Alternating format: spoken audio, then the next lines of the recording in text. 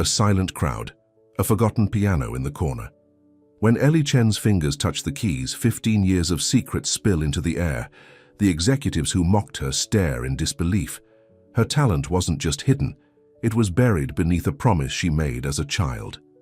Now that promise breaks open, and nothing will ever be the same. Before we dive into the story, comment below where in the world you're watching from. The fluorescent lights of Meridian Technologies' conference room hummed overhead as Ellie Chen arranged printed reports into neat stacks. The meeting wouldn't start for another 30 minutes, but she'd arrived early, as always. Her movements were efficient and unobtrusive, qualities that had served her well during her 3 years as a data analyst at the company. "You've outdone yourself again, Ellie," she muttered, adjusting her simple black-framed glasses. The quarterly presentation she'd prepared contained breakthrough findings on user engagement patterns, data that could transform the company's approach to product development. The scent of fresh coffee drifted through the doorway as executive team members began to filter in. They barely acknowledged her presence, their attention captured by smartphones and animated conversations about weekend plans. "Did you hear Vance closed his membership at Brighton Hills?" A silver-haired man laughed. "Apparently his swing is beyond help." "Remind me never to partner with him for the charity tournament," replied a woman in a crisp navy suit. Ellie concentrated on setting up her laptop, her fingers moving swiftly across the keyboard. Their worlds were different from hers. Country, clubs, sailing weekends, summer homes. She lived in a modest apartment with second-hand furniture and spent weekends helping her aging grandmother. The room filled quickly. CEO Marcus Blackwell entered last, commanding attention without effort. Tall and imposing, with salt and pepper hair and piercing blue eyes, he carried success like a second skin. "Let's not waste time," he announced, settling at the head of the table. "I understand we're starting with quarterly engagement metrics." Ellie stood, clutching her tablet. "Yes, I've prepared a comprehensive analysis of—" "Who are you again?" asked Dominic Vance, the company's chief marketing officer, cutting her off with a dismissive wave. Her cheeks warmed. "Ellie Chen, Data Analytics Team." Marcus glanced at her, his gaze skimming over her simple beige blouse and dark slacks. "Ah, yes, proceed." Ellie took a deep breath and began presenting her findings. The room grew increasingly restless as she moved through her carefully constructed slides. "This can't be right," Dominic interrupted, frowning at the screen. "These patterns contradict every industry standard." "Actually, I cross-referenced multiple datasets," Ellie said, reaching for the supporting documentation. "The evidence is quite clear that—" "Perhaps we should get a second opinion before making decisions based on this," suggested Vanessa Reed, VP of Product Development, not bothering to hide her skepticism. "No offense, Ellie, but this seems rather ambitious for someone at your level." Marcus checked his watch. "We'll have Warren's team review these findings. Let's move on to something more substantial." Ellie returned to her seat, her presentation cut short after barely 5 minutes. Her comprehensive research, weeks of late nights and meticulous analysis, dismissed without consideration. She clutched her tablet tightly, focusing on keeping her expression neutral as conversation flowed around her. "I'll be hosting the executive retreat at my Aspen property next month," Marcus announced near the meeting's end. "I've arranged for the London Symphony Orchestra's principal cellist to perform one evening, a former classmate from Juilliard." Appreciative murmurs rippled through the room. "Classical music is becoming a lost art," Dominic said with a dramatic sigh. "Most young people today wouldn't recognize Bach from Beethoven." Ellie bit her lip, fighting the urge to correct his pronunciation of Bach. The meeting concluded and she gathered her materials invisible once more. As executives filed out, she overheard Vanessa speaking to Marcus. "Did you see the portfolio I sent?" Vanessa asked. "My daughter's applying to conservatories this fall. The instructor says she's the most promising pianist he's taught in decades." "I'll make some calls," Marcus replied. "The chair at Eastman owes me a favor." Ellie slipped past them, returning to her cubicle where rows of numbers waited, the language she was allowed to speak.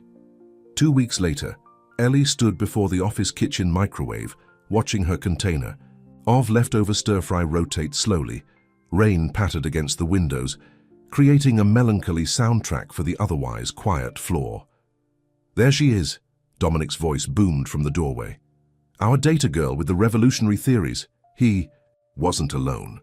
Vanessa and two other executives Ellie recognized from management meetings stood behind him, amused expressions on their faces. I heard Warren's team couldn't replicate your findings, Dominic continued, pouring himself coffee. Something about methodological irregularities? The microwave beeped. Ellie removed her lunch, the plastic container hot against her fingers. There were no irregularities. They used different parameters than I specified. Vanessa laughed, the sound sharp and dismissive. Perhaps in the future you should stick to compiling reports rather than interpreting them. Some people just aren't cut out for innovation, one of the other executives added. They collected their drinks and exited, leaving Ellie alone with her steaming lunch and burning cheeks. Through the break room's glass wall she could see them, continuing to laugh, glancing back in her direction. She sat at the small table, her appetite gone. Her phone buzzed with a text from her grandmother. "Don't forget dinner tonight. Making your favorite." Ellie smiled faintly. At least someone believed. She mattered. That evening, as rain continued to fall, Ellie sat at her grandmother's weathered dining table. The small apartment smelled of ginger, garlic, and jasmine rice, scents that had defined comfort since childhood. "You're quiet tonight," Grandmother Chen observed, her English heavily accented, even after 40 years in America. "Trouble at work?" Ellie pushed rice around her plate. "It's nothing. Nothing doesn't make those circles under your eyes." Her grandmother's gaze was penetrating. "You work too hard for people who don't see. It's just office politics, Nai. I'm fine." Her grandmother nodded toward the upright piano against the wall, the one piece of luxury in the modest apartment. Its wood was worn, keys yellowed with age. "You haven't played in many years." Ellie stiffened. "I'm busy with my career." A promise made by a child shouldn't bind a woman. Her grandmother sipped her tea. "Your mother would understand." "Please." Nai, not tonight." Later, after washing dishes, Ellie stood before the piano. Moonlight filtered through thin curtains, illuminating sheet music still open to Chopin's Ballade No. 1 in G minor, the last piece she'd played 15 years ago, the day after her mother's funeral. Her fingers hovered over the keys, trembling slightly before she pulled away. Some wounds were better left undisturbed. The company-wide email arrived Monday morning, annual charity gala, 2 weeks' notice. Ellie skimmed the details. The event would be held at the Rosemont Hotel's Grand Ballroom, supporting arts education in underfunded schools.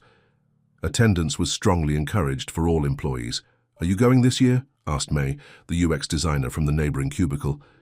Ellie shrugged. "I haven't decided." "Oh, come on."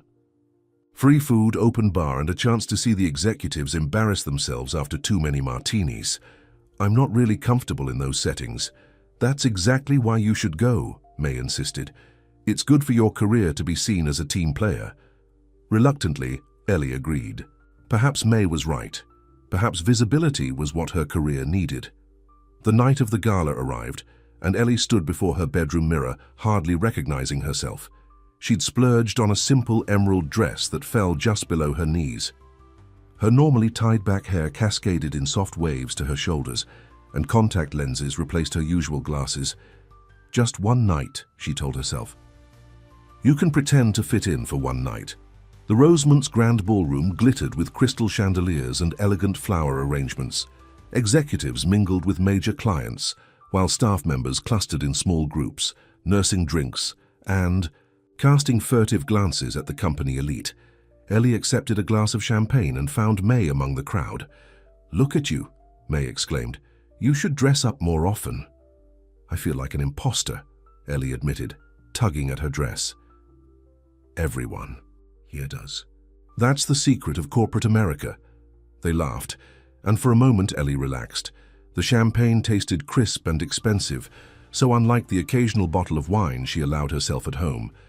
The evening progressed with speeches about commitment to community and the importance of arts in education. Marcus took the podium, his custom tuxedo impeccable. "Tonight isn't just about raising money," he declared. "It's about celebrating the transformative power of the arts. In that spirit, we have a special performance planned." He gestured to the side of the stage where a grand piano stood. Unfortunately, our scheduled pianist has fallen ill, but the show must go on. Vanessa stepped forward, guiding a nervous-looking young woman to the piano. My daughter Sophia has graciously agreed to step in. She's just been accepted to Juilliard's pre-college program. Polite applause followed as the girl, no more than 16, settled at the bench. She began to play Debussy's Clair de Lune, her technique precise if mechanical. Ellie listened, noticing the missed dynamics, the rushed transitions. The girl was talented but lacked emotional connection to the piece. Still, the audience seemed impressed, particularly the executives who nodded approvingly. After the performance, Dominic's voice carried across the room. Remarkable talent, though I would have preferred something with more technical challenge, perhaps Rachmaninoff or Liszt. Do you play, Dominic? Someone asked. No, but I'm something of a connoisseur. I can always tell when someone has that special gift. It's obvious within seconds. Ellie moved away, heading toward the dessert table. She'd nearly reached it when Dominic's hand clasped her shoulder. Ellie, I hardly recognized you without a spreadsheet. His eyes swept over her dress, lingering uncomfortably. Quite a transformation. Thank you, she replied stiffly. What did you think of our young virtuoso? Impressive, wasn't she? Ellie hesitated. She has potential. Dominic raised an eyebrow. Just potential. That's rather critical coming from someone with no musical background. I didn't say, do you even know what it takes to master an instrument like that? His voice had risen, attracting attention from nearby guests. Years of discipline, talent, educational privilege. Not everyone has access to that world. The implication hung in the air. People were watching now, including Marcus and Vanessa. Of course, Ellie conceded, trying to step away. You know what I think? Dominic continued, clearly enjoying his audience. I think people should stick to what they know. Numbers for the analysts, music for the musicians. Something shifted inside. Ellie? A crack in a dam holding back 15 years of silence. Her technique was competent, she heard herself saying. But she rushed the allegretto and missed the emotional core of the piece. Debussy requires delicacy and space between notes, letting them breathe like whispers. Stunned silence followed. Dominic recovered quickly, his expression hardening. Well, our data analyst is a music critic now. Perhaps you should demonstrate for us? It was a dare, meant to humiliate. The crowd had grown, forming a loose circle around them. That's not necessary, Ellie said quietly. No, I insist. Dominic gestured grandly toward the piano. Show us how Debussy should be played. Vanessa stepped forward, her smile sharp. Yes. Ellie, enlighten us. Trapped, Ellie looked around the circle of expectant faces. May gave her an encouraging nod from the edge of the crowd. A promise made by a child shouldn't bind a woman. Her grandmother's words echoed as Ellie walked slowly to the piano. The ballroom seemed to stretch endlessly, conversations hushing as she passed. She felt Marcus watching her, his expression unreadable. The piano bench was still warm when she sat. Ellie placed her hands in her lap, trying to calm their trembling. 15 years since she'd performed for anyone. 15 years since she'd made that promise at her mother's bedside, to put aside music, to pursue stability, to be practical in a way her concert pianist mother never could be. She lifted her hands to the keys, not Debussy. Something else called to her.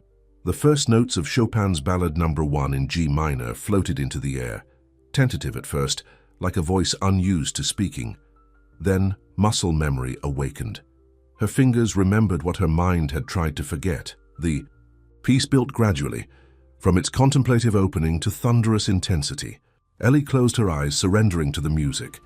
Each note carried 15 years of unexpressed emotion, grief for her mother, frustration at being overlooked, anger at having silenced an essential part of herself. She played with technical precision born from thousands of childhood hours of practice, but also with raw emotional honesty that technique alone couldn't create. The piano responded to her touch as if they were old friends reunited, each understanding exactly what the other needed. The ballroom disappeared. There was only the music, powerful, unapologetic, impossible to ignore.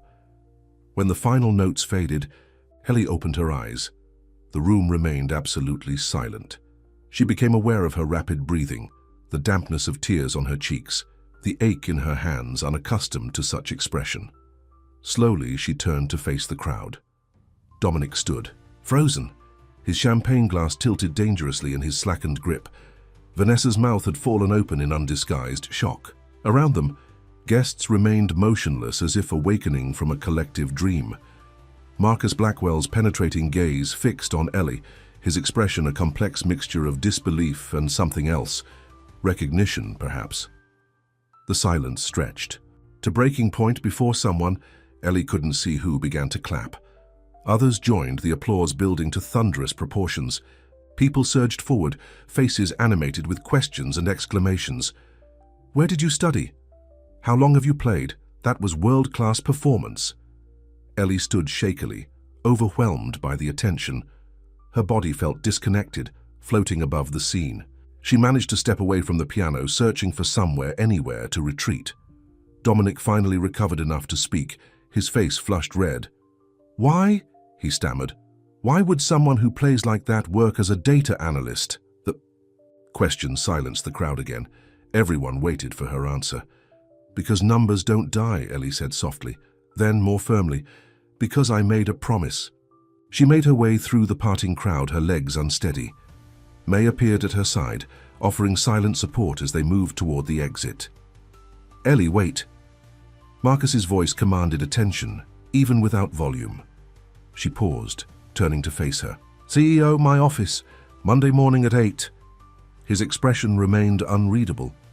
Nodding once, Ellie continued her exit. Outside, the night air felt cool against her heated skin.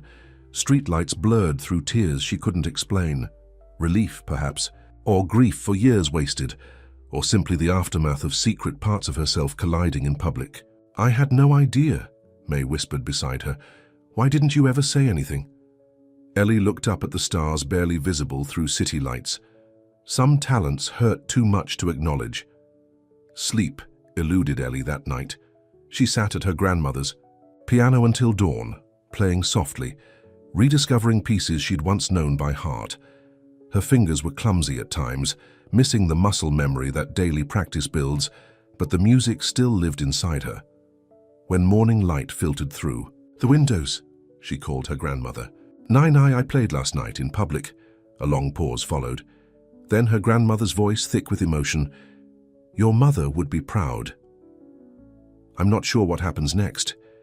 You live, little sparrow. Finally, you live." Monday morning arrived. With uncomfortable clarity. Ellie dressed with care in her best work outfit, a charcoal pantsuit she'd purchased for interviews before settling at Meridian. The company headquarters seemed different somehow, the same glass and steel structure, but she moved through it differently. Conversations stopped as she passed. Colleagues who'd barely acknowledged her existence now watched with undisguised curiosity. Marcus's assistant ushered her into his office precisely at 8. The CEO stood by floor-to-ceiling windows overlooking the city, hands clasped behind his back. "Sit, please," he said without turning. Ellie perched on the edge of a leather chair, preparing herself for termination. Causing a scene at the company gala, especially one that embarrassed executives, was surely grounds for dismissal. Marcus finally faced her. Chopin's Ballade No. 1 is considered one of the most challenging pieces in the piano repertoire. This wasn't what she'd expected. "Yes, you played it perfectly."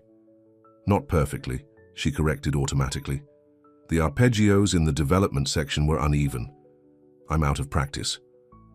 A hint of a smile touched his lips. Out of practice, yet still at a conservatory level. He sat behind his desk. "Explain." Ellie took a deep breath. "My mother was Li Wei Chen."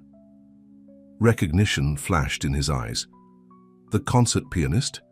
She performed with the National Symphony." "Yes, she trained me from age 3. By 12, I was preparing for international junior competitions." Ellie's hands twisted in her lap. "Then she was diagnosed with cancer, progressive, aggressive. She died when I was 17. And you stopped playing." She struggled all her life, financially, emotionally. The artist's life broke her in many ways. Ellie's voice steadied. On her deathbed, she made me promise to choose a stable path, to use my mind instead of my heart, to be practical in ways she never could be. Marcus studied her thoughtfully. So you buried your talent and pursued data analysis instead. Numbers made sense when nothing else did. They were reliable, predictable, but incomplete. She nodded, unable to articulate the hollow satisfaction her career had provided. Success without fulfillment. Marcus leaned forward. I'm restructuring. Your position effective immediately. Here it comes, Ellie thought, bracing herself. Meridian Technologies is launching a new initiative, cultural engagement programs for employees and their families, music appreciation, creative workshops, collaborative art, all the things we claim to support at the gala. He smiled fully now.